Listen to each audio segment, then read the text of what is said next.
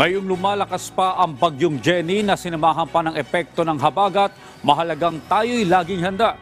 Kung paano tayo nating mapapanatili ligtas tuwing may sakuna, panoorin po natin ito.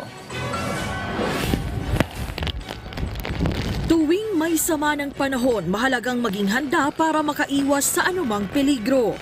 Ayon sa Office of Civil Defense, bago pa man ang kalamidad, dapat ay manatiling nakatutok ang bawat isa sa mga balita at abiso ng mga otoridad. Kailangan ay inspeksyonin din ang bahay para maihanda sa magiging epekto ng sakuna.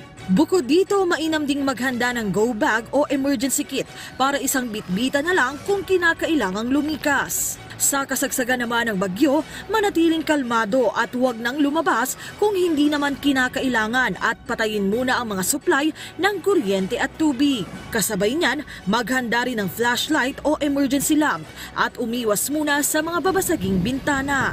Pagkatapos naman ng sakuna, abangan ang magiging anunsyo ng mga otoridad para sa mga susunod na hakbang at manatili pa rin ang ibayong pag-iingat.